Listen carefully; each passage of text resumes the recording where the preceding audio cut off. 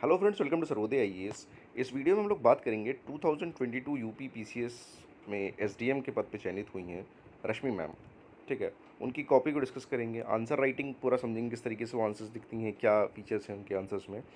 और चैनल को आप लोग सब्सक्राइब कर लें, सर्वोदय चैनल की यूट्यूब चैनल और टेलीग्राम चैनल को आप लोग सब्सक्राइब कर लें। और साथ ही साथ मैं आपसे ये बोलना चाहता हूँ, जिनका ये फर्स्ट टाइम जो मेंस लिख रहे हैं 23 में, या जो अभी फ्रेशर्स हैं, अगर उनको मीन्स सिलेबस कंप्लीट करने में प्रॉब्लम आ रही है तो वो मुझसे कांटेक्ट कर सकते हैं। मैं अपना ईमेल अपने सर्वोदय चैनल का जो ईमेल एड्रेस मैं उसको दे दूंगा, आप उस पर बात कर सकते हैं। एक स्पेशल आपके लिए फोकस्ड पर्सनल गाइडेंस आपको दिया जा सकता है और उसमें आपका कंप्लीट सिलेबस कंप्लीट कराया जाएगा मेंस का। ठीक है, जिसमें आपके साथ नोट्स भी होंगे। ठीक है, उसमें आपका ब्रेनस्टॉर्मिंग होगी, नोट्स होंगे, सब कुछ होगा। तो वो आपका पर्सनलाइज होगा, 1 to 1 मैं दे देता हूँ वो। ठीक है, तो आप उसके लिए कॉन्टैक्ट कर सकते हैं। फ्रेशर्स के लिए है और जो फर्स्ट टाइम मेंस लिख रहे हैं, जिनको इन्रिचमेंट के लिए, उनके लिए भी अच्छा है, लेकिन इन लोग के लिए तो मस्ट है ये।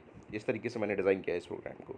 ठीक है, तो जिनका आप लोग कॉन्टैक्ट कर सकते हैं सर्वोदय चैनल के ईमेल एड्रेस पर मैं आपको दे दूँगा। स्टार्ट करते हैं इस वीडियो को। मेरा नाम फारूक है, मैंने एमफिल किया इलेक्ट्रॉनिक यूनिवर्सिटी से। मैंने यूपीएससी मेंस और पीसीएस मेंस दिए इंक्लूडिंग इंटरव्यू, और पिछले 3 सालों से मैं यूपीएससी और पीसीएस एस्पिरेंट्स को गाइड कर रहा हूँ। रश्मि मैम की ये कॉपी है। ठीक है, अब देखिए आप इसमें, ये है जीएस पेपर 2 के लिए। जीएस पेपर 2 के लिए highlight the importance of citizen charter, discuss the reason behind its limited success, suggest the major to make it more effective. ठीक, तो इम्पोर्टेंस क्या है, क्यों ये जिस तरीके का रिजल्ट डिज़ायर्ड रिजल्ट आना चाहिए वैसा नहीं दे पा रहा है, और किस तरीके से हम इसको इम्प्रूव कर सकते हैं। 3 चीज़ें पूछी गई हैं इसमें।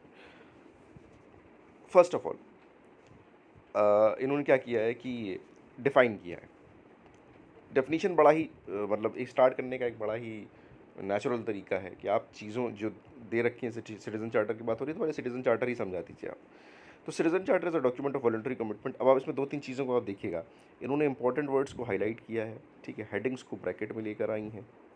ठीक, हेडिंग्स को ब्रैकेट में लेके आई हैं।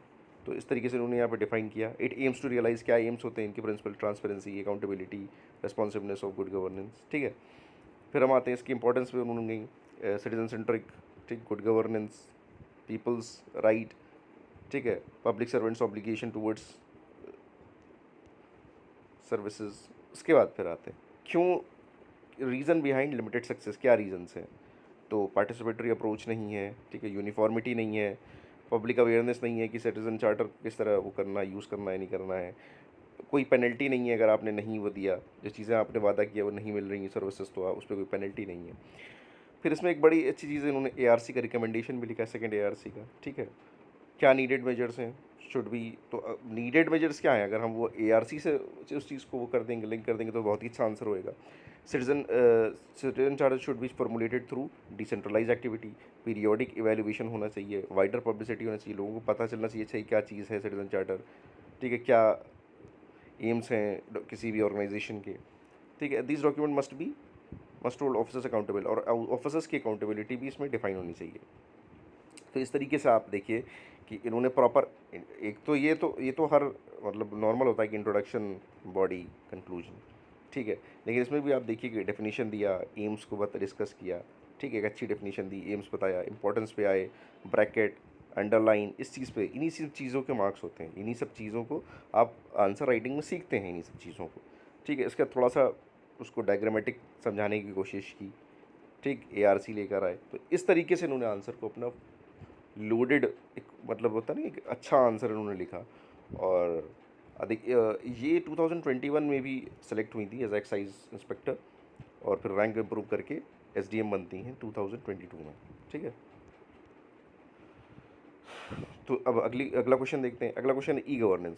दोनों दोनों क्वेश्चन जीएस पेपर 2 से हैं। ठीक है, अच्छा, e governance is a very vital element in is very vital element in improving the public service delivery in India, discuss with example. अच्छा, ये दोनों जो है वो 125 वर्ड्स के हैं। ठीक है, तो जब आप यूपी पीसीएस दे रहे होते हैं तो यहाँ पे शॉर्ट आंसर 125 और लॉन्ग आंसर 200।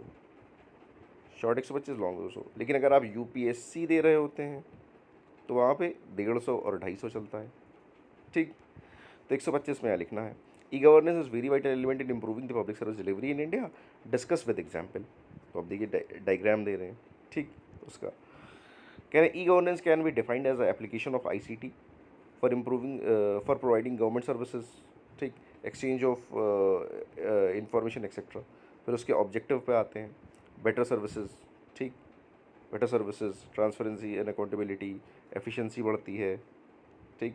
फिर उसका एक अच्छा सा डायग्राम दिया, pillars of e governance. Then आते हैं कि क्या क्या कंट्रीब्यूशन होता है, ट्रांसपेरेंसी बढ़ जाती है, कोऑर्डिनेशन बढ़ता है, ठीक, और सिंप्लीफाइज ब्यूरोक्रेटिक प्रोसीजर जो होता नहीं है, रेड टेपिज्म को कम करता है, इनोवेशन आता है, greater citizen empowerment, transaction cost कम होती है, स्पीडी डिलीवरी होती है ICT यूज़ करने से, ठीक है। और ICT को मैं कहूँगा कि अगर आप आंसर लिख रहे हो तो ICT को फुल फॉर्म लिखिएगा, इंफॉर्मेशन कम्युनिकेशन एंड टेक्नोलॉजी, ठीक है, तो वो बेटर वो देगा।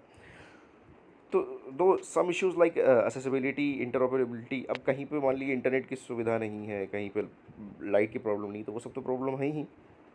Securing data, privacy, authentication are related with E governance, but overall it transform to, देखिए आप यहाँ पर आपके जो कीवर्ड्स हैं उनको अंडरलाइन करके रखा है, ठीक है, अच्छे से डायग्रामेटिक उसको प्रेजेंट किया है, ठीक, क्लीन। देखिए एक बड़ी अच्छी बात है, जितना आप क्लीन आंसर लिखेंगे उतने अच्छे मार्क्स आपको मिलेंगे, और आप कितना भी लोडेड आंसर लिखें लेकिन अगर वो क्लीन नहीं है तो मार्क्स कम मिलेंगे, सीधा सा है फंडा। तो यहाँ पर इनको अच्छे मार्क्स मिले SDM मनीष में, एक रीज़न, बड़ा रीज़न जो है वो आंसर राइटिंग का है, देखिए, ठीक, कि जो है वो क्लीन है राइटिंग, वो उतना ही आपके लिए अच्छा है।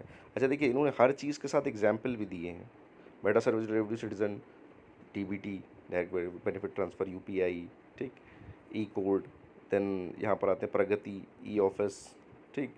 तो ये सारी चीज़ें जो हैं ये आपको, जो मैं बोल रहा हूँ कि आपके लिए मेंस स्पेशल एक 1-to-1 प्रोग्राम जो मैं करने को बोल रहा हूँ, ये आपको सारे डायग्राम मिलेंगे, आपको सारे एग्जाम्पल्स मिलेंगे। तो आपके पास एक नोट्स, एक अपने हैंड रिटन नोट्स होंगे आपके अपने, जो कि आप एग्ज़ाम से पहले 2 दिन से 1 वीक पहले, 5 डेज़ पहले आप उसको रिवाइज़ कर सकते हैं, 2 डेज़ पहले आप उसको रिवाइज़ कर सकते हैं, और वो आपके लिए बहुत काम आने वाले हैं। तो जैसा भी तो ये था रश्मि मैम की कॉपी थी, इसमें मैंने आपको दिखाने की कोशिश की कि क्या क्या चीज़ें आंसर राइटिंग में होनी चाहिए। सर्वोदय चैनल के यूट्यूब चैनल और सर्वोदय चैनल के टेलीग्राम चैनल को आप ज़रूर ज्वाइन कर लें। वहाँ पर मैं डेली क्वेश्चन दे रहा हूँ, उसके आंसर भी अभी जो मैंने कल दिया था, मैं उसका हैंड रिटन आंसर अभी डाल दूँगा। और जो मैंने मेंस की जो मैंने बात की है कि पेड कोर्स के लिए आप उसके लिए अप्लाई कर सकते हैं 1-to-1, मैं आपको ईमेल ID दे रहा हूँ, ठीक है। मिलते हैं नेक्स्ट वीडियो में। Thank you very much.